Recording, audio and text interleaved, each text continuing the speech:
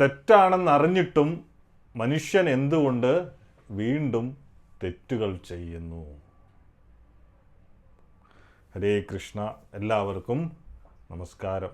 അപ്പം ഇന്ന് നമ്മുടെ ക്ലാസ് തുടങ്ങുന്നതിന് മുമ്പ് നിങ്ങളോട് വളരെ ലളിതമായിട്ടുള്ള ഒരു പക്ഷേ ജീവിതത്തെ നേരിട്ട് തന്നെ സ്പർശിക്കുന്ന ഒരു ചോദ്യം ചോദിച്ചുകൊണ്ട് നമുക്ക് തുടങ്ങാം.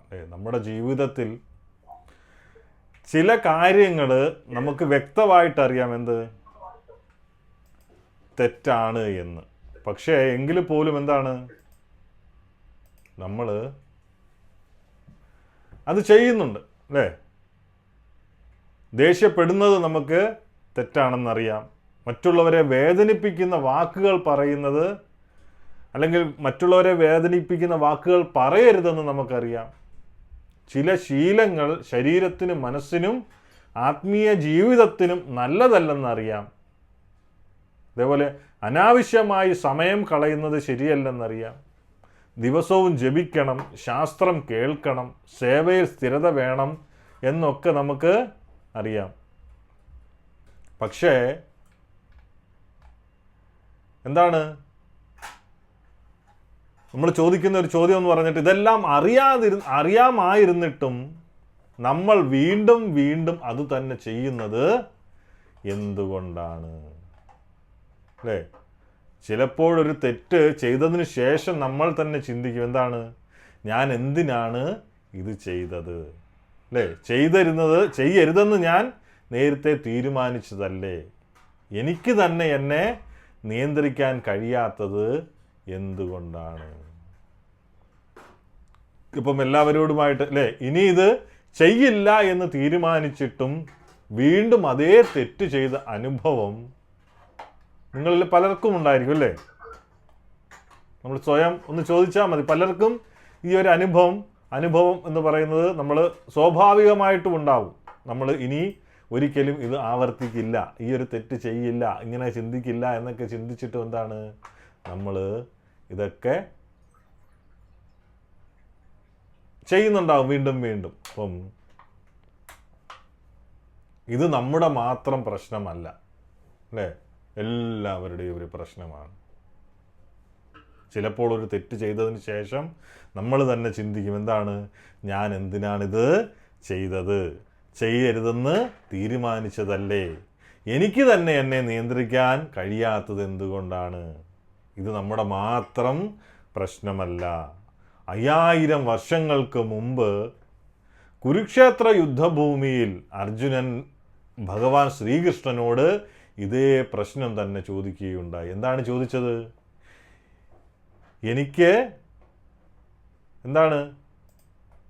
എനിക്ക് ചെയ്യാൻ ഇഷ്ടമില്ലെങ്കിലും ആരോ ബലമായി ചെയ്യിപ്പിക്കുന്നത് പോലെ ഞാൻ പാപത്തിലേക്ക് പോകുന്നത് എന്തുകൊണ്ടാണ്?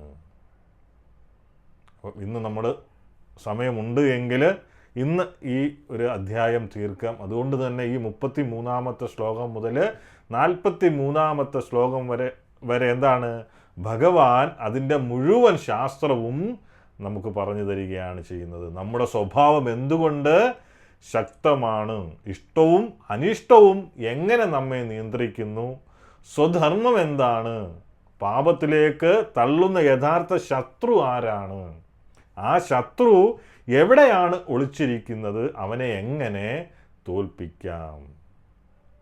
അപ്പം കഴിഞ്ഞ 29 മുതൽ 32 വരെ എന്താണ് ഭഗവാൻ ഉപദേശങ്ങൾ വിശ്വാസത്തോടെ അനുഷ്ഠിക്കുന്നവർ അല്ലെ, ഭഗവാന്റെ ഉപദേശങ്ങൾ വിശ്വാസത്തോടെ അനുഷ്ഠിക്കുന്നവർ കർമ്മബന്ധനത്തിൽ നിന്ന് മോചിതരാകുമെന്നും അവയെ അവഗണിക്കുന്നവർ എന്താണ് ജ്ഞാനം നഷ്ടപ്പെടുത്തുമെന്നും പറഞ്ഞു. അതിനുശേഷം സ്വാഭാവികമായും ഒരു സംശയം ഉയരും.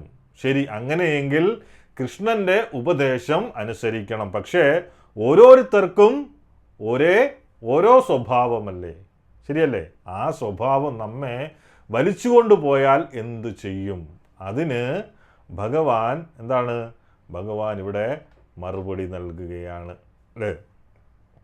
33-ാമത്തെ ശ്ലോകം എന്താണ്? സ്വഭാവം എന്ന് പറയുന്നത് വെറും അടിച്ചമർത്തലല്ല, ശുദ്ധീകരണമാണ്. 33-ാമത്തെ ശ്ലോകം നോക്കാം. സദൃശം ചേഷ്ടതേ സ്വാസ്യ പ്രകൃതേർജ്ഞാനവാനപി പ്രകൃതിം യാന്തി ഭൂതാനി നിഗ്രഹ കിം കരിഷ്യതി. പ്രകൃതിം യാന്തി ഭൂതാനി, തൻ്റെ പ്രകൃതിക്ക് അനുയോജ്യമായി തന്നെയാണ് ആര്? ജ്ഞാനിയും പ്രവർത്തിക്കുന്നത്. പ്രകൃതേർ ജ്ഞാനവാനപി, ത്രിഗുണങ്ങളിൽ നിന്ന് ആർജിച്ച സ്വഭാവത്തിനനുസരിച്ച് എല്ലാവരും പ്രവർത്തിക്കുന്നു. നിഗ്രഹം കൊണ്ടെന്ത് പ്രയോജനം? അല്ലേ? അപ്പം പ്രകൃതിക്ക് അനുയോജ്യമായി തന്നെയാണ് ആര്? ജ്ഞാനിയും പ്രവർത്തിക്കുന്നത്. എവിടെ നിന്നാണ് അത് വരുന്നത്? ആ സ്വഭാവം വരുന്നത് ത്രിഗുണങ്ങളിൽ നിന്ന് ആർജിച്ച സ്വഭാവം അനുസരിച്ച് എല്ലാവരും പ്രവർത്തിക്കുന്നു, നമ്മളെല്ലാവരും. അതുകൊണ്ട് നിഗ്രഹം കൊണ്ട് എന്ത് പ്രയോജനം? ഇവിടെ ഭഗവാൻ എന്താണ് വളരെ യാഥാർത്ഥ്യ ബോധമുള്ള ഒരു കാര്യമാണ് പറയുന്നത്. ഒരാൾക്ക് അറിവുണ്ടായാലും അവൻ ദീർഘകാലം ബന്ധപ്പെട്ടു വന്ന ഭൗതിക പ്രകൃതിയുടെ സ്വാധീനം ഒറ്റ നിമിഷം കൊണ്ടെന്ത് ഇല്ലാതാവില്ല. എന്തുകൊണ്ടാണത്? സത്വം, രജസ്, തമസ് എന്നീ ഗുണങ്ങളുമായുള്ള ബന്ധം എന്ത്? പഴയ ശീലങ്ങൾ, ആസക്തികൾ, ചിന്താരീതികൾ ഇവയൊക്കെ ചേർന്ന് ഒരു പ്രത്യേക പ്രവണത നമ്മളിൽ ഉണ്ടാക്കുന്നു. ഒരാൾ ശാന്തനായിരിക്കും, മറ്റൊരാൾ എപ്പോഴും പ്രവർത്തിക്കണം. ഒരാൾക്ക് എന്താണ്? പഠിപ്പിക്കാൻ കഴിവുണ്ട്, മറ്റൊരാൾക്ക് സംഘടിപ്പിക്കാൻ കഴിവുണ്ട്. ചിലർ വളരെ വേഗത്തിൽ ദേഷ്യപ്പെടും, ചിലർ വളരെ പെട്ടെന്ന് ആസക്തരാകും. ചിലർ പ്രശ്നം വന്നാൽ എന്താണ്? പോരാടും, ചിലർ ഒഴിഞ്ഞു മാറിപ്പോവും. അറിവ് വന്നാലും എന്ത്? ഈ പ്രവണതകൾ ഉടൻ മായുന്നില്ല. അപ്പം ശ്രീല പ്രഭുപാദര് ഇതിൻ്റെ ഒരു ഭാവാർത്ഥത്തിൽ ഒരു പ്രധാനമായിട്ടുള്ള മുന്നറിയിപ്പ് നൽകുന്നുണ്ട്. എന്താണ്?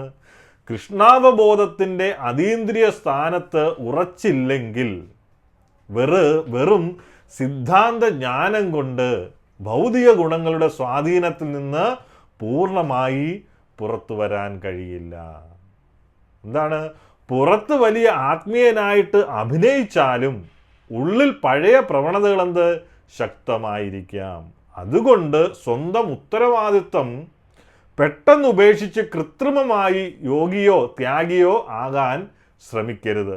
തൻ്റെ നിലയിൽ നിന്നുകൊണ്ട് ഉന്നതമായ പരിശീലനത്തിൽ എന്ത് വേണം? കൃഷ്ണാവബോധം വളർത്തണം.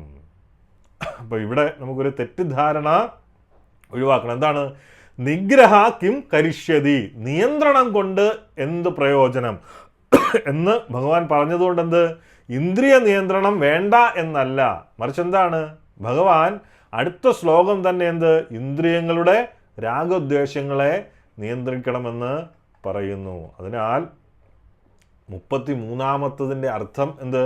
വെറും കൃത്രിമമായ എന്ത് നിയന്ത്രണം അല്ല പറയുന്നത്. പിന്നെയോ പുറത്തുള്ള അടിച്ചമർത്തൽ മാത്രം മതിയാകില്ല, ഉള്ളിലെ ബോധം എന്ത് വേണം?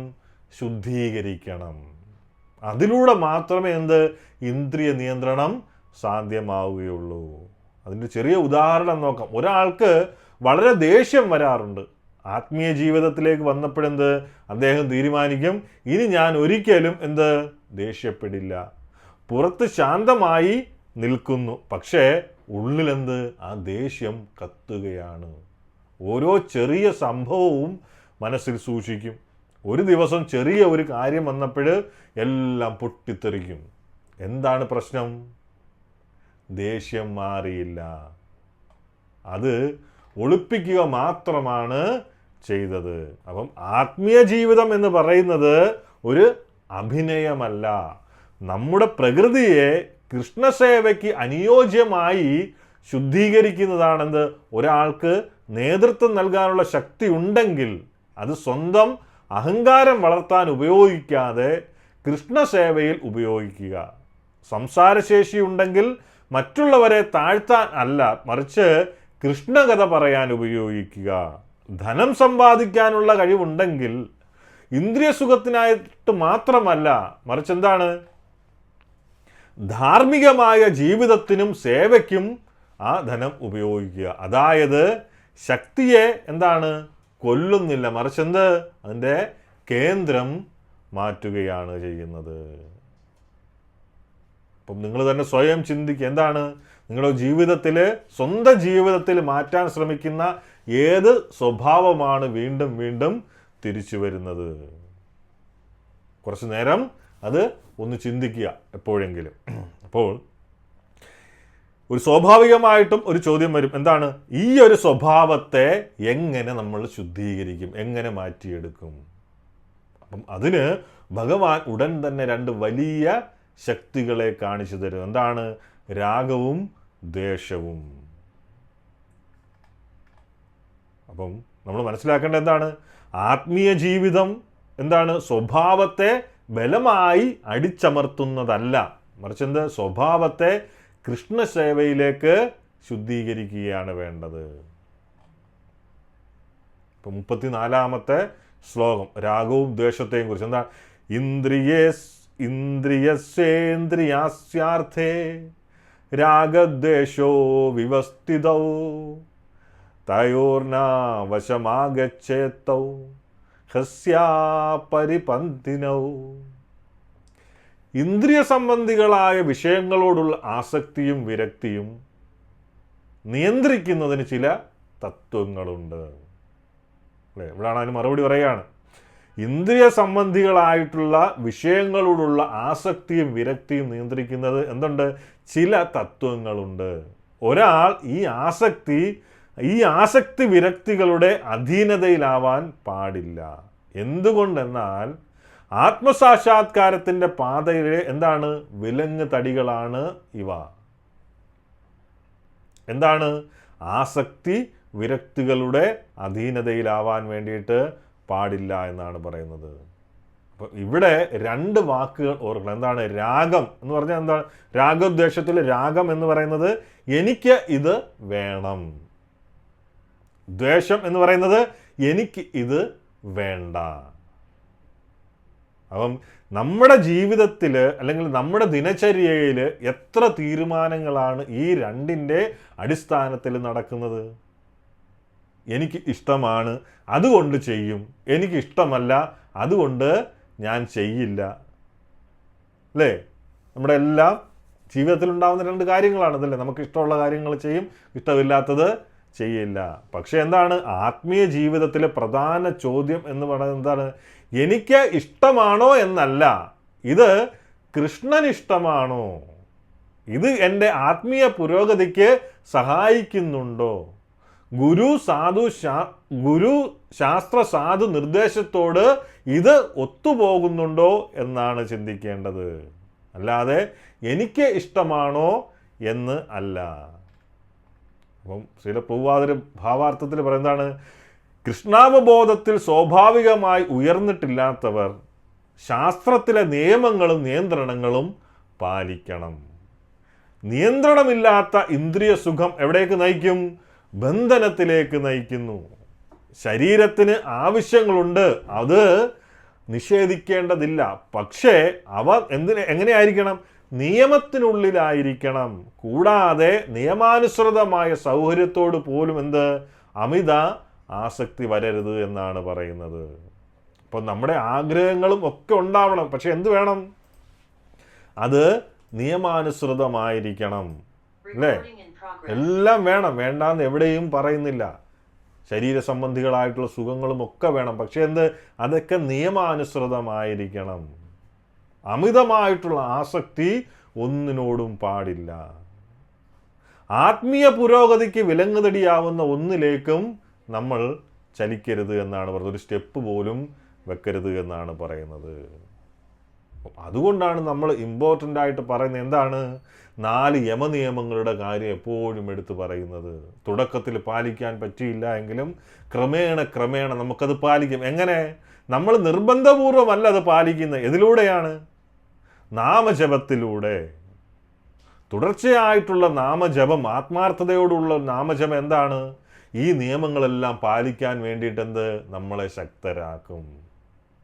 ആ ഭഗവാനോടുള്ള ഇഷ്ടം കാരണം നമ്മൾ നാമം ജപിക്കുകയും ആ ഭഗവാൻ തന്നെ ആ നമ്മളിലുള്ള അനിഷ്ടങ്ങൾ അല്ലെങ്കിൽ തെറ്റായ രീതിയിലുള്ള പ്രവണതകൾ ഒക്കെ തന്നെ നമ്മളിൽ നിന്ന് എടുത്തു മാറ്റുകയും ചെയ്യും, നമ്മൾ പോലും അറിയാതെ. പെട്ടെന്ന് ദിവസം വന്നിട്ട് ഇതൊന്നും നമ്മളെ കൊണ്ട് നിർത്താൻ പറ്റുന്ന കാര്യമല്ല. അപ്പം ഇവിടെ എന്താണ് നമ്മൾ ചിന്തിക്കേണ്ടത്? നമ്മുടെ ഇഷ്ടമല്ല, അല്ലേ, ഭഗവാന്റെ ഇഷ്ടത്തിനനുസരിച്ചാണ് നമ്മൾ ജീവിതം കെട്ടിപ്പടുക്കേണ്ടത്. അപ്പോൾ ഒരു സാധാരണ ദിവസം എങ്ങനെയാണ് എന്ന് നോക്കാം. നമ്മൾ രാവിലെ അലാറം മുഴങ്ങുന്നു, അല്ലേ, മനസ്സന്നേരം എന്ത് പറയും? കുറച്ചുകൂടി ഉറങ്ങാം. ജപത്തിനിരിക്കുമ്പോൾ പറയും എന്ത്? എനിക്ക് കോൺസെൻട്രേഷൻ കിട്ടുന്നില്ല, അല്ലേ, മനസ്സ് ഉറയ്ക്കുന്നില്ല ജപത്തിൽ. ഗീത വായിക്കാനിരിക്കുമ്പോൾ എന്താണ്? പിന്നീട് വായിക്കാം. പക്ഷേ ഫോൺ തുറക്കാൻ മനസ്സ് പറഞ്ഞാൽ അതിന് നമുക്ക് കോൺസെൻട്രേഷൻ്റെ ഒരു പ്രശ്നവും അവിടെ വരുന്നില്ല. ശരിയല്ലേ? അപ്പോൾ നമ്മുടെ ജീവിതത്തിൻ്റെ യജമാനൻ ആരാണ്? ശാസ്ത്രമാണോ അതോ നമ്മുടെ മൂടാണോ? ഇവിടെയാണ് ഭക്തിയുടെ ഡിസിപ്ലിൻ തുടങ്ങുന്നത് എന്ന് പറയുന്നത്. ആ ഒരു ചര്യ തുടങ്ങുന്നത് ഭക്തിയുടെ ഡിസിപ്ലിനോട് കൂടിയിട്ട് തുടങ്ങുന്നത്. ഇന്ന് ജപിക്കാൻ മൂടില്ലെങ്കിലും ജപിക്കും, ഇന്ന് ഗീത കേൾക്കാൻ ഇഷ്ടമില്ലെങ്കിലും കേൾക്കും, ഇന്ന് സേവയ്ക്ക് ശരീരത്തിന് മടി തോന്നിയാലും സാധ്യമായ വിധം ഞാൻ സേവ ചെയ്യും. കാരണം ആത്മീയ പുരോഗതി എന്ന് പറയുന്നത് നമ്മുടെ മൂഡ് അനുസരിച്ചല്ല, പിന്നെ നിശ്ചയബുദ്ധി അനുസരിച്ചാണ്. ഇഷ്ടം എന്നതെന്താണ്? എല്ലായ്പ്പോഴും തെറ്റാണെന്നല്ല പറയുന്നത്, പക്ഷേ അനിഷ്ടവും എല്ലായ്പ്പോഴും തെറ്റല്ല. പ്രശ്നം എന്താണ്? അവയുടെ അധീനതയിലാകുന്നതാണ്, അല്ലേ? ഇഷ്ടവും അനിഷ്ടവും ഒക്കെ ഉണ്ടാകും, പക്ഷേ പ്രശ്നം എവിടെയാണ്? അവയുടെ അധീനതയിലാകുമ്പോൾ, അവ നമ്മളെ നിയന്ത്രിക്കുമ്പോഴാണ് പ്രശ്നമാകുന്നത്. അതുപോലെ വിഷം ഇഷ്ടമാണെന്ന് പറഞ്ഞാൽ കഴിക്കാൻ പറ്റുമോ? ഇല്ല. അതേപോലെ ഔഷധം ഇഷ്ടമല്ലെന്ന് പറഞ്ഞാൽ ഉപേക്ഷിക്കാൻ പറ്റുമോ? അതുമില്ല. അപ്പം ശാസ്ത്രം നമ്മുടെ ആത്മാവിൻ്റെ ചികിത്സയാണ് ശാസ്ത്രം എന്ന് പറയുന്നത്. അപ്പം അതുകൊണ്ട് രാഗവും ദ്വേഷവും നമ്മുടെ തീരുമാനത്തിൻ്റെ അവസാനത്തെ ജഡ്ജി ആകരുത് എന്നാണ് പറയുന്നത്. എനിക്ക് മറ്റൊരാളുടെ ജോലി കൂടുതൽ ഇഷ്ടമാണ്, ഞാൻ അത് ചെയ്താൽ പോരെ, അല്ലേ? അങ്ങനെയും ചിന്തിക്കാം. അപ്പോൾ എന്താണ്? എനിക്കിഷ്ടമാണോ എന്നല്ല, ഇത് കൃഷ്ണൻ ഇഷ്ടമാണോ എന്നതാണ് നമ്മൾ ഭക്തർ ചോദിക്കേണ്ട ചോദ്യം എന്ന് പറയുന്നത്. അപ്പം 35-ാമത്തെ ശ്ലോകം, സ്വധർമ്മം. ശ്രേയാൻ സ്വധർമ്മോ വിഗുണ പരധർമാസ്യനിഷ്ഠിത സ്വധർമ്മേ നിധനം ശ്രേയ പരധർമ്മോ ഭയാവഹ. ശ്രേയാൻ സ്വധർമ്മോ വിഗുണ. തെറ്റോടുകൂടിയാണെങ്കിൽ പോലും തനിക്ക് വിധിക്കപ്പെട്ടിട്ടുള്ള ചുമതലകൾ, സ്വധർമ്മോ വിഗുണ, തെറ്റോടുകൂടിയാണെങ്കിൽ പോലും തനിക്ക് വിധിക്കപ്പെട്ട ചുമതലകൾ നിറവേറ്റുകയാണ് അന്യരുടെ കർത്തവ്യങ്ങൾ ഭംഗിയായി നിർവഹിക്കുന്നതിനേക്കാൾ നല്ലത്. സ്വകൃത്യ നിർവഹണത്തിൽ നാശം സംഭവിക്കുന്നതും മറ്റുള്ളവരുടെ കർമ്മം ചെയ്യുന്നതിനേക്കാൾ ശ്രേയസ്കരം തന്നെ. അന്യരുടെ വഴി സ്വീകരിക്കുന്നത് ആപത്കരമാണ് എന്നാണ് പറയുന്നത്. അപ്പോൾ സ്വധർമ്മം എന്നത് എനിക്ക് തോന്നുന്നത് ചെയ്യുക എന്നല്ല, മറിച്ച് പ്രഭുപാദര് 2 തലങ്ങൾ വ്യക്തമാക്കുന്നുണ്ട്. ഭൗതിക തലത്തിൽ നമ്മുടെ ശാരീരിക സ്വഭാവത്തിനും ഗുണങ്ങൾക്കും അനുസരിച്ചുള്ള ഉത്തരവാദിത്വങ്ങൾ, പിന്നെ ആത്മീയ തലത്തിൽ ആധികാരിക ആത്മീയ ഗുരുവിൻ്റെ നിർദ്ദേശപ്രകാരം കൃഷ്ണന്റെ സേവനത്തിൽ നമുക്ക് ലഭിക്കുന്ന ഉത്തരവാദിത്വം. അപ്പം ഇതിൻ്റെ വലിയ പാഠം എന്ന് പറയുന്നത് ഇവിടെ രണ്ട് കാര്യങ്ങൾ എന്ന് പറയുന്നത്. സ്വധർമ്മം എന്ന് പറയുന്നത് എനിക്ക് തോന്നുന്നത് ചെയ്യുക എന്നല്ല, മറിച്ച് പ്രഭുപാദര് ഭാവാർത്ഥത്തിൽ 2 തലങ്ങൾ വ്യക്തമാക്കുന്നുണ്ട്. എന്തൊക്കെയാണ്? ഭൗതിക തലത്തിൽ നമ്മുടെ ശാരീരിക സ്വഭാവത്തിനും ഗുണങ്ങൾക്കും അനുസരിച്ചുള്ള ഉത്തരവാദിത്തങ്ങൾ. അത് ആത്മീയ തലത്തിൽ ആധികാരിക ആത്മീയ ഗുരുവിൻ്റെ നിർദ്ദേശപ്രകാരം കൃഷ്ണന്റെ സേവനത്തിൽ നമുക്ക് ലഭിക്കുന്ന ഉത്തരവാദിത്വം. അപ്പം ഇതിൻ്റെ വലിയ ഒരു പാഠം എന്ന് പറയുന്നത്, പലരും പറയും ദീക്ഷ വേണ്ട എന്നല്ലേ, പലരും എന്താണ് പറയുക, ഒരാൾ ഒരു പ്രഭാഷകനാണെന്ന് കണ്ടിട്ട് എല്ലാവരും പ്രഭാഷകനാകേണ്ടതില്ല, അല്ലേ, ഇമിറ്റേറ്റ് ചെയ്യേണ്ടതില്ല. ഒരാൾ മനോഹരമായിട്ട് കീർത്തനം ചെയ്യുന്നു, എല്ലാവരും അത് കണ്ടിട്ടാണ് എല്ലാവരും അതിൻ്റെ ലീഡ് സിംഗർ ആകേണ്ടതില്ല. അതേപോലെ ഒരാൾ പാചകം ചെയ്യുന്നു, മറ്റൊരാൾ വൃത്തിയാക്കുന്നു, മറ്റൊരാൾ കണക്കുകൾ നോക്കുന്നു, മറ്റൊരാൾ കുട്ടികളെ പഠിപ്പിക്കുന്നു, മറ്റൊരാൾ ഭക്തരെ വിളിച്ചു കൂട്ടുന്നു സത്സംഗത്തിന്. അപ്പം പുറം രൂപമെല്ലാം വ്യത്യസ്തമാണ്. പക്ഷെ ഇതിലെവിടെ ഇതിൻ്റെ കേന്ദ്രമെല്ലാം കൃഷ്ണനാണ്.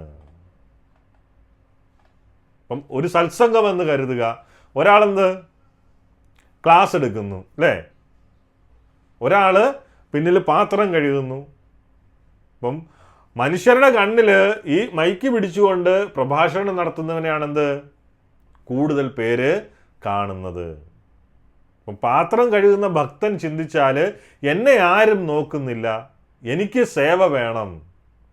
അവിടെ നിന്ന് താരതമ്യം, അസൂയ, നിരാശ ഒക്കെ തന്നെ തുടങ്ങും. പക്ഷേ കൃഷ്ണൻ്റെ കണ്ണിൽ സേവയുടെ വില എന്ന് പറയുന്നത് ആ ഒരു മൈക്കിൻ്റെ വലിപ്പത്തിലല്ല, അല്ലേ, മറിച്ച് എന്തിലാണ്?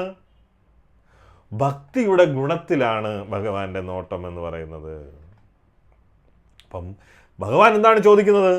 നിനക്ക് വലിയ സേവ കിട്ടിയോ എന്നല്ല, നിനക്ക് നൽകിയ സേവ എത്ര സത്യസന്ധമായി, എത്ര സമർപ്പണത്തോടെ ചെയ്തു എന്നാണ്.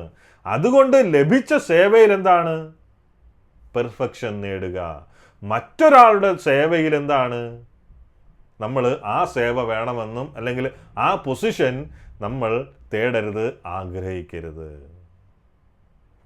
പ്രഭുപാദർ ഇതിൻ്റെ ഭാവാർത്ഥത്തിൽ വിശ്വാമിത്രൻ്റെയും പരശുരാമൻ്റെയും ഉദാഹരണം നൽകുന്നുണ്ട്. അവർ പ്രത്യേകമായ ഉയർന്ന സ്ഥാനങ്ങളിൽ നിന്ന് സാധാരണ സ്വഭാവ വ്യവസ്ഥയ്ക്ക് അതീതമായി പ്രവർത്തിച്ചു. അതുകൊണ്ട് സാധാരണ മനുഷ്യൻ മഹാത്മാക്കളുടെ പ്രവൃത്തി, അല്ലേ, അത് ഇമിറ്റേറ്റ് ചെയ്യരുത്.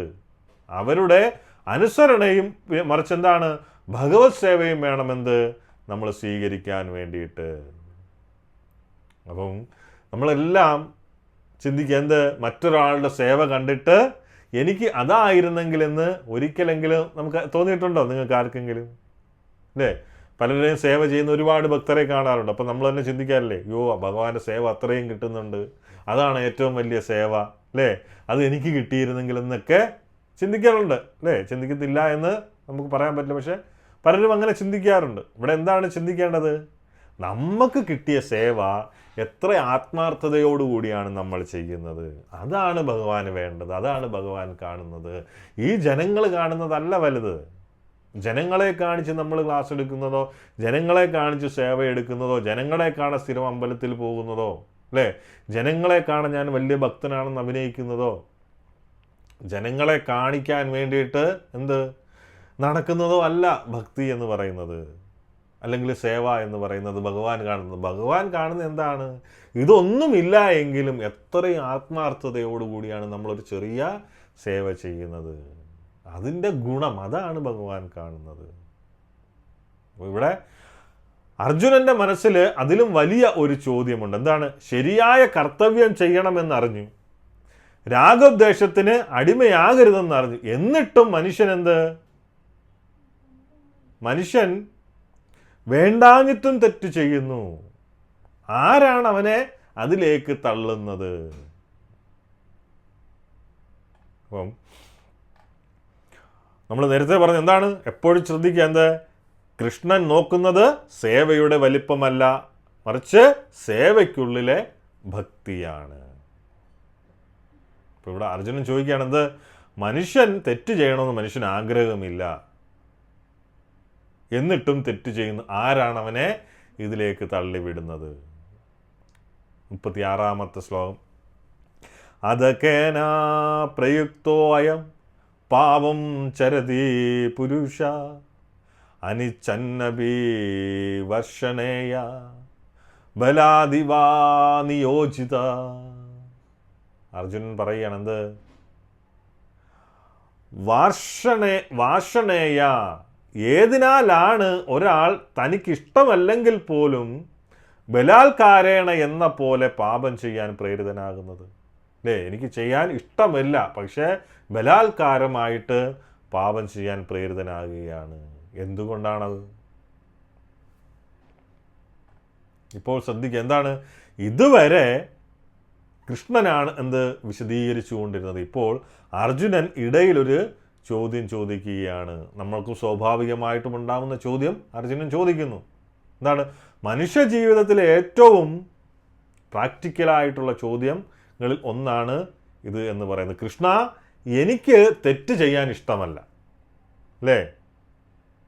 എൻ്റെ കോൺഷ്യൻസ് പോലും എന്ത് ചിലപ്പോൾ തെറ്റ് ചെയ്യരുതെന്ന് പറയും. എന്താണ്? എൻ്റെ ബുദ്ധി അല്ലെങ്കിൽ എൻ്റെ ചിന്ത പോലും എന്ത് ചിലപ്പോൾ തെറ്റ് ചെയ്യരുത് എന്ന് പറയുന്നു.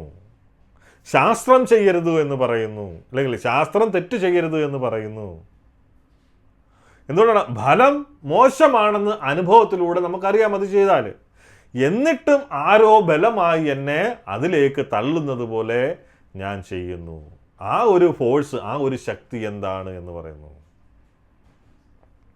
അപ്പോൾ പ്രഭുപാദര് 1973 മെൽബണിൽ വെച്ചിട്ട് ഇതിനെക്കുറിച്ചൊരു ക്ലാസ് ഉണ്ട്.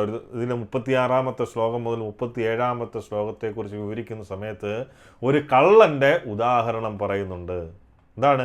കള്ളന് മോഷണം തെറ്റാണെന്നറിയാം, നിയമം പറയുന്നു മോഷണം ചെയ്യരുത്, മതഗ്രന്ഥങ്ങൾ പറയുന്നു മോഷണം ചെയ്യരുത്.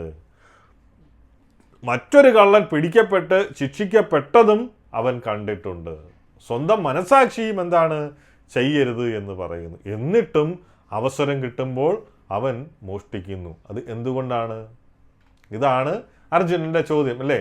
അറിവില്ലാത്തതിനാൽ മാത്രം മനുഷ്യൻ തെറ്റ് ചെയ്യുന്നതല്ല. ചിലപ്പോൾ അറിവിനേക്കാൾ ശക്തമായ ഒരു ആന്തരിക ശക്തി പ്രവർത്തിക്കുന്നുണ്ട്. അപ്പം പ്രഭുപാദര് മറ്റൊരു പ്രധാന കാര്യം പറയും. എന്താണ്? നിയമങ്ങളും ശാസ്ത്ര നിയമങ്ങളും ആർക്കാണ്? മനുഷ്യർക്കാണ്.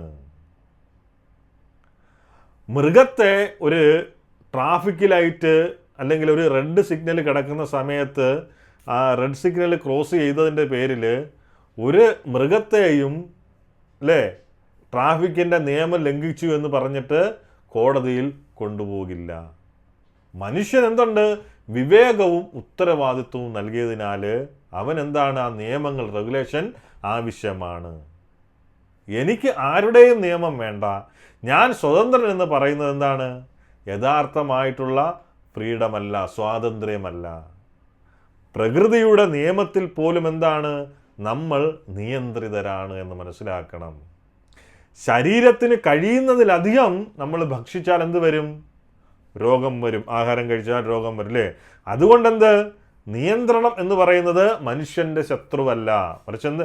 ശരിയായ നിയന്ത്രണം എന്താണ്? അവൻ്റെ സംരക്ഷണമാണ്. അപ്പോൾ വീണ്ടും ഒരു ചോദ്യം ചോദിക്കുക. എന്താണ്? ശാസ്ത്രമറിയാം, ഫലമറിയാം,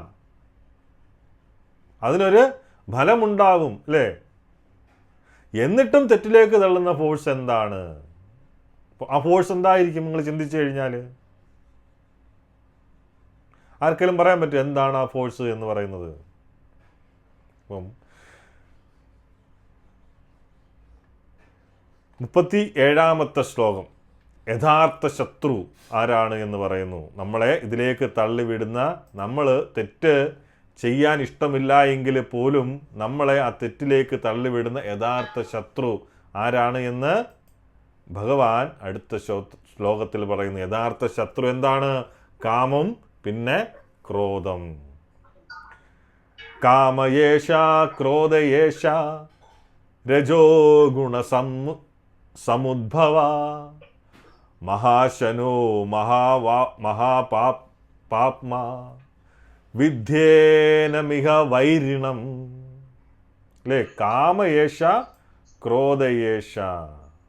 കാമവും ക്രോധവും ഏറ്റവും വലിയ ശത്രു എന്ന് പറയുന്നത് ഭഗവാൻ എന്താണ്? ഭഗവാൻ എന്താണ് പറയുന്നത്? അല്ലയോ അർജുന, എങ്ങനെയാണ് ആ കാമവും ക്രോധവും ഉണ്ടാകുന്നത്? രജോ ഗുണ സമുദ്ഭവ. രജോ ഗുണവുമായുള്ള സമ്പർക്കത്തിൽ നിന്നുണ്ടായതും പിന്നീട് എന്താണ് ക്രോധമായി തീരുന്നതുമായ കാമമാണ് ഇങ്ങനെ പ്രേരിപ്പിക്കുന്നത്. എന്തിന് പ്രേരിപ്പിക്കുന്നത്? നമുക്കിഷ്ടമില്ല എങ്കിൽ പോലും തള്ളിവിടുന്നത്. എല്ലാം നശിപ്പിക്കുന്ന ഈ മഹാപാപമാണ് എന്ത്? ഈ ഇഹലോകത്തിൻ്റെ ശത്രു എന്ന് പറയുന്നത്. അപ്പം ഇതാണ് ഭഗവാന്റെ ഉത്തരം. എന്ത്? കാമ ഏഷ, കാമമാണ് എന്ത്? നമ്മുടെ യഥാർത്ഥ ശത്രുവെന്ന് ആര്? ഭഗവാൻ ഇവിടെ പറയുന്നു. അപ്പം ഇവിടെ നിങ്ങൾ കാമം എന്ന് കേൾക്കുമ്പോഴെന്ത്? ലൈംഗികമായിട്ടുള്ള ആഗ്രഹമാണെന്ന് മാത്രം കരുതരുത്. അത് കാമത്തിൻ്റെ ഒരു രൂപം മാത്രമാണ്. കാമത്തിൻ്റെ അടിസ്ഥാന വൃത്തി എന്ത്? കൃഷ്ണനെ മാറ്റി ഞാൻ ഞാനാവണം. എന്ത്? അനുഭോക്താവണം അല്ലേ? കൃഷ്ണനെ മാറ്റിയിട്ട് എനിക്ക് ആവണം എന്ത്? എല്ലാം എന്നുള്ള രീതി. എൻ്റെ ഇഷ്ടമായിരിക്കണം, എൻ്റെ ഇഷ്ടം കേന്ദ്രമാകണം, എനിക്ക് വേണം, എൻ്റെ അഭിപ്രായം ജയിക്കണം, എന്നെ എല്ലാവരും ബഹുമാനിക്കണം, എനിക്ക് കൂടുതൽ വേണം, എന്ത് കാര്യങ്ങളും എന്നെ ആരും ചോദ്യം ചെയ്യരുത്. ഇതൊക്കെയാണ് ആ കാമത്തിൽ വരുന്നത്. അപ്പം മറ്റ് എന്താണ് ശാരീരിക ബന്ധം എന്നൊക്കെ പറയുന്ന അത് ഒരു ഭാഗം മാത്രമാണ്. കാമം എന്ന് പറയുമ്പോൾ എല്ലാവരും അതാണെന്ന് ചിന്തിക്കരുത്. നമ്മുടെ എല്ലാ ആഗ്രഹങ്ങളും അതിൽ പെടുന്നതാണ്. അതുകൊണ്ടാണ് പറഞ്ഞത് ഏറ്റവും വലിയ ശത്രു എന്ന് പറയുന്നത് കാമം എന്ന് പറയുന്നത്. അപ്പം പ്രഭുപാദരുടെ ഭാവാർത്ഥത്തിൽ ഇത് മനോഹരമായിട്ട് പറയുന്നുണ്ട്. ജീവന്റെ സ്വാഭാവികമായ കൃഷ്ണപ്രേമം ഭൗതിക പ്രകൃതിയുമായി പ്രത്യേകിച്ചെന്ത് രജോ ഗുണവുമായി സമ്പർക്കത്തിലായപ്പോഴെന്ത് അത് വികൃതമായിട്ടുള്ള കാമമായി മാറുന്നു. പാൽ പുളിയുമായി സമ്പർക്കത്തിലായപ്പോഴെന്താണ് തൈരാകുന്നത് പോലെ സ്വാഭാവികമായ ദൈവപ്രേമം, ഭഗവാനോടുള്ള പ്രേമം എന്ത് വികൃതമായ സ്വാർത്ഥ ഭോഗാഗ്രഹമായി മാറുന്നു എന്നാണ് പറയുന്നത്. അപ്പോൾ ഇതിലൊരു പ്രത്യാശയുണ്ട്. എന്താണ്? കാമം നമ്മുടെ നിത്യ സ്വഭാവമല്ല. നമ്മുടെ യഥാർത്ഥ സ്വഭാവം എന്ന് പറയുന്നത് എന്താണ്? സേവയും കൃഷ്ണപ്രേമവുമാണ്. അതിനാൽ ആഗ്രഹം ഇല്ലാതെയാക്കണമെന്നല്ല, ആഗ്രഹത്തിൻ്റെ എന്ത് കേന്ദ്രം മാറ്റണം. എനിക്കെങ്ങനെ സന്തോഷം കിട്ടും എന്നതിൽ നിന്ന് കൃഷ്ണനെ എങ്ങനെ സന്തോഷിപ്പിക്കും എന്നതിലേക്ക് എന്ത് കൃഷ്ണൻ പറയുന്നു. എന്താണ്? കാമം നിറവേറാത്തപ്പോൾ എന്ത് അത് ക്രോധമാകുന്നു. അതുകൊണ്ട് അടുത്ത തവണ വളരെ ദേഷ്യം വരുമ്പോഴെന്ത് ഒരു ചോദ്യം ചോദിക്കുക. എന്താണ്? എൻ്റെ ഏത് ആഗ്രഹമാണ് ഇപ്പോൾ തടസ്സപ്പെട്ടത്? പലപ്പോഴും പിന്നിൽ എന്താണ് ഒരു എനിക്ക് വേണം എന്നുള്ള ചിന്തയായിരിക്കാം എന്ന് നമുക്കത് കണ്ടെത്താൻ വേണ്ടിയിട്ട് സാധിക്കും. നമ്മൾ ഓർത്തു നോക്കിയേ, ഒടുവിൽ നമുക്ക് ദേഷ്യം വന്ന സ്വഭാവം ഏതാണ്, അല്ലെങ്കിൽ ദേഷ്യം വന്ന സംഭവം ഏതാണെന്ന് ഓർത്തെടുക്കൂ. അപ്പോൾ നിങ്ങളുടെ ഏത് ആഗ്രഹമാണ് തടസ്സപ്പെട്ടത്? ജസ്റ്റ് ഒന്ന് ചിന്തിച്ചു നോക്കുക. ഉദാഹരണത്തിന്, എന്നെ ബഹുമാനിക്കണം എന്ന ആഗ്രഹം ആരോ ബഹുമാനിച്ചില്ല, എന്താണ്? ക്രോധമാകും. എൻ്റെ വാക്ക് കേൾക്കണം എന്ന ആഗ്രഹം കേട്ടില്ല, എന്താണ് അവിടെ ഉണ്ടാകുന്നത്? ക്രോധമായിട്ട് മാറും. എനിക്ക് ഈ സൗകര്യം വേണം, അത് കിട്ടിയില്ലെങ്കിൽ എന്ത് സംഭവിക്കും? ക്രോധമായിട്ട് മാറും. അതുകൊണ്ടെന്ത് ക്രോധത്തിൻ്റെ വേരിലേക്ക് പോകുമ്പോഴെന്ത് നമുക്ക് പലപ്പോഴും എന്താണ് കാമം കാണാം. കാമം മീൻസ് ആഗ്രഹം എന്ന് പറയാം. അപ്പം ഇവിടെ ഹനുമാന്റെ ഉദാഹരണം പ്രഭുപാദർ നൽകുന്നുണ്ട്. എന്താണ്? ഹനുമാൻ ലങ്ക കത്തിച്ചു. പുറത്തുനിന്ന് നോക്കിക്കഴിഞ്ഞാൽ വളരെ കോപമാണ്. പക്ഷേ സ്വന്തം അഹങ്കാരം മുറിഞ്ഞതുകൊണ്ടല്ല, പിന്നെയോ ശ്രീരാമൻ്റെ സേവയിൽ രാവണൻ്റെ അധർമ്മത്തിനെതിരെയാണ് അങ്ങനെ ചെയ്തത്. അതുകൊണ്ടെന്ത് സാധാരണ ഭൗതിക ക്രോധവുമായിട്ട് അത് തുല്യമല്ല എന്നാണ് പറയുന്നത്. അപ്പം കാമവും ക്രോധവും കൃഷ്ണാവബോധത്തിൽ ഉപയോഗിക്കുമ്പോഴെന്ത് അവ ശത്രുക്കളായി നിൽക്കാതെ സേവയിലേക്ക് മാറണമെന്നാണ് പറയുന്നത്. അതുകൊണ്ട് ഭക്തി എന്ന് പറയുന്നത് ഇമോഷൻസ് ഇല്ലാതാക്കുന്നില്ല. ഇമോഷൻസിൻ്റെ എന്ത് വേണം? കേന്ദ്രം ശുദ്ധീകരിക്കുകയാണ് ചെയ്യുന്നത്. ശക്തിയുള്ളവനാകാം, പക്ഷേ കൃഷ്ണസേവയിൽ ധൈര്യമുള്ളവനാകാം, പക്ഷേ കൃഷ്ണസേവയിൽ ആഗ്രഹിക്കാം, പക്ഷേ കൃഷ്ണനെ സന്തോഷിപ്പിക്കാൻ വേണ്ടിയിട്ടാവണം എല്ലാം വേണ്ടത്. അപ്പം ദേഷ്യം വരുമ്പോൾ ചോദിക്കുക, എന്ത്, എൻ്റെ ഏത് ആഗ്രഹമാണ് തടസ്സപ്പെട്ടത്? കാമം എന്നതെന്ത്? ലൈംഗിക ആഗ്രഹം മാത്രം അല്ല, കൃഷ്ണനെ മാറ്റി ഞാൻ അനുഭവോക്താവണം, അല്ലേ? എനിക്ക് അനുഭവിക്കണം, എല്ലാം എൻ്റേതാണ് എന്നതാണ് അതിൻ്റെ വേരിലുള്ള ബോധം എന്ന് പറയുന്നത്, അതിൻ്റെ തുടക്കത്തിലുള്ള ബോധം എന്ന് പറയുന്നത്, കാമത്തിലേക്കുള്ള വരുന്ന റൂട്ട് എന്ന് പറയുന്നത്. ഇനി കൃഷ്ണൻ കാമം നമ്മുടെ ശുദ്ധബോധത്തെ എങ്ങനെ മൂടുന്നു എന്ന് 3 മനോഹരമായ ചിത്രങ്ങളിലൂടെ വിശദീകരിക്കുന്നു. 38ാമത്തെ ശ്ലോകം.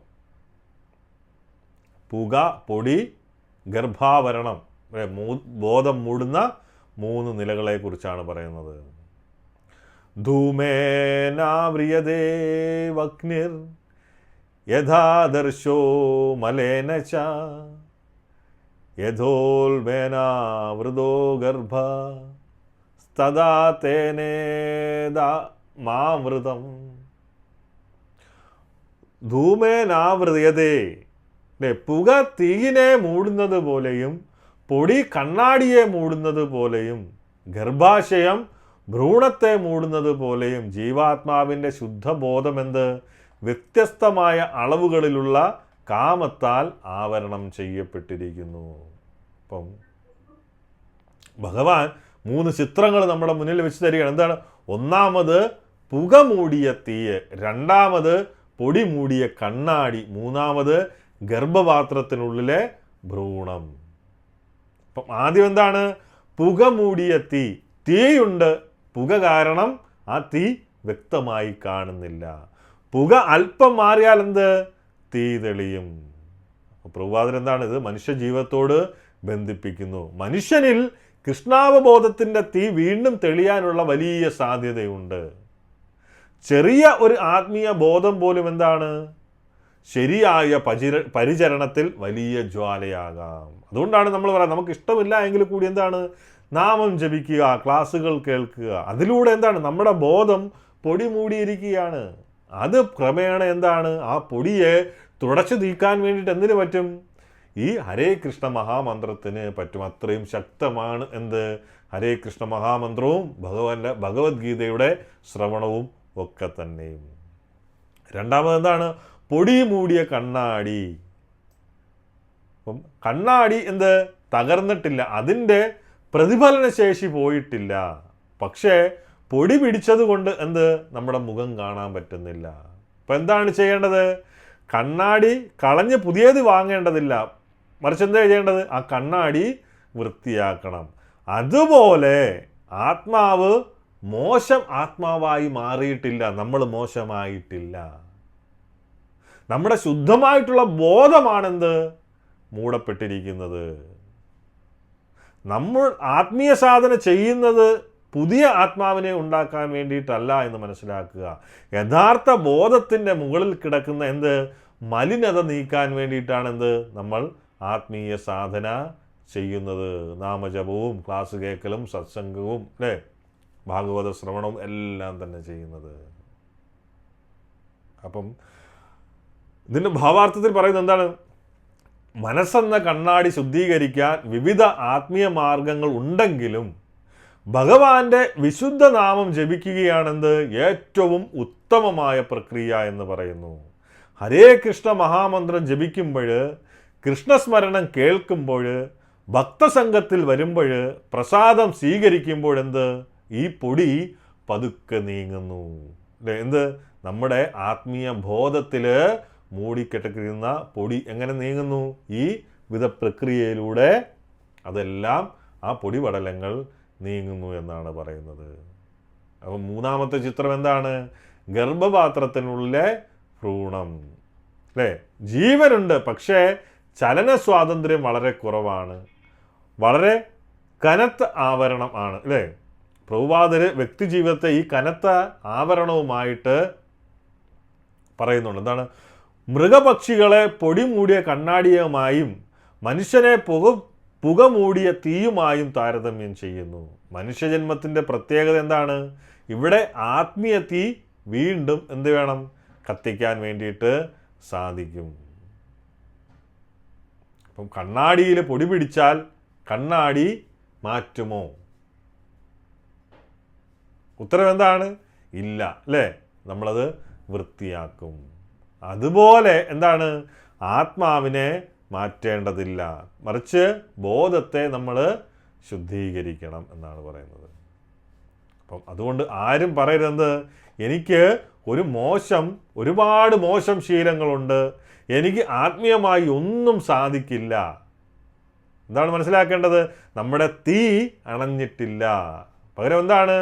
പുക മൂടിയിരിക്കുകയാണ്, അല്ലേ? നമ്മുടെ ആത്മീയ ബോധം ഇല്ലാതായിട്ടില്ല. അത് എന്തുകൊണ്ടാണ്? ഈ ഭൗതിക മാലിന്യങ്ങൾ കാരണം മൂടപ്പെട്ടിരിക്കുകയാണ്. കണ്ണാടി തകർന്നിട്ടില്ല, കണ്ണാടിയിൽ എന്താണ്? പൊടി പിടിച്ചിരിക്കുകയാണ്. ശരിയായ മാർഗത്തിൽ തുടർന്നാൽ എന്ത്? ശുദ്ധീകരണം സാധ്യമാണ്. എന്താണ് ആ ശുദ്ധീകരണ പ്രക്രിയ? ഹരേ കൃഷ്ണ കൃഷ്ണ കൃഷ്ണ ഹരേ ഹരേ, ഹരേ രാമ രാമ രാമ ഹരേ ഹരേ. ഈ നാമജപം നമ്മുടെ ഉള്ളിലെ കൃഷ്ണസ്മരണയെ ഉയർത്തുന്ന ശുദ്ധീകരണ പ്രക്രിയയാണ്. മനസ്സിലാക്കുന്നത് കണ്ണാടി തകർന്നിട്ടില്ല, പൊടി മാത്രമാണ്, അല്ലേ? അതുപോലെ ആത്മാവ് മലിനമായിട്ടില്ല, നമ്മുടെ ബോധമാണ് എന്ത്? മൂടപ്പെട്ടിരിക്കുന്നത്. അപ്പോൾ മനുഷ്യരെന്താണ് പലപ്പോഴും ഒരു വലിയ തെറ്റായ നിഗമനം എടുക്കുന്നത്? എന്ത്? കാമത്തിന് കുറച്ചുകൂടി കൊടുത്താൽ അത് ശരിയാകും, അല്ലെ? ആഗ്രഹത്തെ തൃപ്തിപ്പെടുത്തിയാൽ അത് ശാന്തമാകും എന്ന് പറയുന്നു. അടുത്ത ശ്ലോകത്തിൽ ഭഗവാൻ പറയുന്നത് എന്താണ്? അതില്ല എന്ന് പറയുന്നതാണ്. കാമത്തിൻ്റെ വിശപ്പ് തീക്ക് ഇന്ധനം കൊടുത്താൽ തീ അണയുമോ എന്നുള്ള രീതിയിൽ പറയുന്നുണ്ട്. 39ാമത്തെ ശ്ലോകം എന്താണ്? ആവൃതം ജ്ഞാനമേതേന ജ്ഞാനിനോ നിത്യവൈരിണ കാമരൂപേണ കൗന്ദേയ ദുഷ്പൂരേണാലേനച്ച. ഒരിക്കലും തൃപ്തിപ്പെടുത്താനാവാത്തതും തീ പോലെ ആളിക്കത്തുന്നതുമായ തൻ്റെ നിത്യശത്രുവായ കാമത്താൽ വിവേകശാലിയായ ജീവാത്മാവിൻ്റെ വിശുദ്ധമായ അവബോധം എന്ത്? ആവരണം ചെയ്യപ്പെട്ടിരിക്കുന്നു എന്നാണ് പറയുന്നത്. ഒരിക്കലും തൃപ്തിപ്പെടാനാവാത്തതാണെന്ത്? കാമം എന്ന് പറയുന്നത്. എന്താണ്? ഒരിക്കലും തൃപ്തിപ്പെടുത്താനാവാത്തതും തീ പോലെ ആളിക്കത്തുന്നതുമായ തൻ്റെ നിത്യശത്രുവാണ് കാമം എന്ന് പറയുന്നത്. അപ്പോൾ അതിനെന്താണ്? വിവേകശാലിയായ ജീവാത്മാവിൻ്റെ വിശുദ്ധമായിട്ടുള്ള അവബോധം എന്ത്? ആവരണം ചെയ്യപ്പെട്ടിരിക്കുന്നു. അപ്പം ഭഗവാൻ ഇവിടെ കാമത്തെ എന്താണ്? തീയുമായിട്ടാണ് താരതമ്യം ചെയ്യുന്നത്. തീ അണയ്ക്കാൻ അതിലേക്ക് എന്ത്? കൂടുതൽ പെട്രോൾ ഒഴിച്ചാൽ എന്താകും? തീ കൂടുതൽ കത്തും. അതുപോലെ ഇന്ദ്രിയങ്ങൾക്ക് വേണ്ടത് നമ്മൾ കൊടുത്തുകൊണ്ടിരുന്നാൽ എന്ത്? ഒരു ദിവസം അവർ തൃപ്തരാകുമെന്ന ധാരണ തെറ്റാണ് എന്നാണ് പറയുന്നത്, അല്ലേ? ഇന്ദ്രിയങ്ങൾക്ക് ആവശ്യമുള്ളത് നമ്മൾ കൊടുത്തുകൊണ്ടിരുന്നു കഴിഞ്ഞാൽ അവരിപ്പോൾ തൃപ്തിയാകും പറഞ്ഞു കഴിഞ്ഞാൽ നടക്കുന്ന കാര്യമല്ല, വീണ്ടും അത് വന്നുകൊണ്ടേയിരിക്കും. അപ്പം ഇവിടെ ഇതിൻ്റെ ഭാവാർത്ഥത്തിൽ മനുസ്മൃതിയിലെ ഒരു ആശയം പറയുന്നത് എന്താണ്? എത്ര ഇന്ദ്രിയ സുഖം നൽകിയാലും കാമം എന്ത്? തൃപ്തമാകുന്നില്ല. തീക്ക് തുടർച്ചയായി ഇന്ധനം നൽകുന്നത് പോലെ എന്ത്? അത് വളരുന്നു. ഇന്ദ്രിയ സുഖത്തെ ജീവിതത്തിൻ്റെ കേന്ദ്രമാക്കുന്ന സംസ്കാരം ആത്മാവിനെ കൂടുതൽ കാലം ഭൗതിക ബന്ധനത്തിൽ പിടിച്ചിടുന്നു എന്നാണ് പറയുന്നത്. ഇന്ദ്രിയ സുഖത്തെ ജീവിതത്തിൻ്റെ കേന്ദ്രമാക്കുന്ന സംസ്കാരം, അതായത് നമ്മുടെ ഇന്ദ്രിയത്തെ അല്ല ജീവിതത്തിൻ്റെ കേന്ദ്രമാക്കേണ്ടത്. അങ്ങനെ ആയിക്കഴിഞ്ഞാൽ എന്താണ്? നമ്മുടെ ആത്മാവിനെ കൂടുതൽ കാലം എവിടെയാണ്? ഭൗതിക ബന്ധനത്തിൽ പിടിച്ചിടുന്നു എന്നാണ് പറയുന്നത്.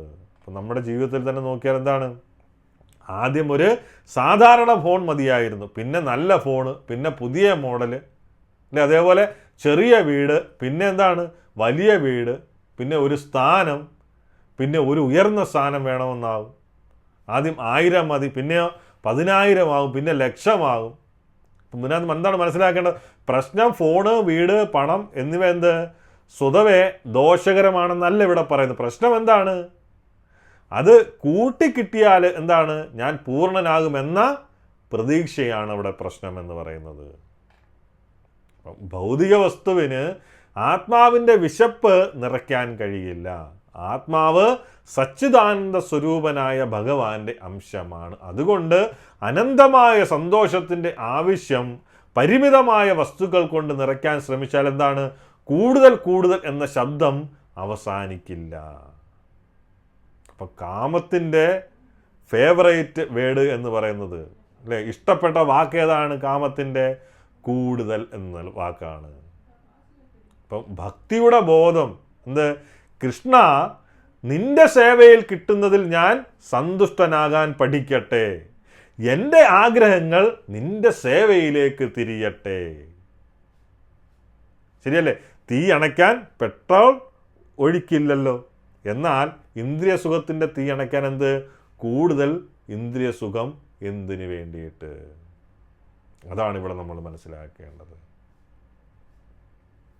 അപ്പോൾ യുദ്ധതന്ത്രം, ഒരു ശത്രുവിനെ തോൽപ്പിക്കണമെങ്കിൽ എന്ത്? ആദ്യം അവൻ എവിടെയാണ് ഒളിച്ചിരിക്കുന്നതെന്ന് അറിയണം, അല്ലേ? ഇവിടെ 40-ാമത്തെ ശ്ലോകത്തിൽ കാമത്തിൻ്റെ 3 പ്രധാന ഹെഡ് ക്വാർട്ടേഴ്സ് കാണിച്ചിരുന്നല്ലേ, ഏറ്റവും പ്രധാനപ്പെട്ട തലം കാണിച്ചു തരികയാണ്.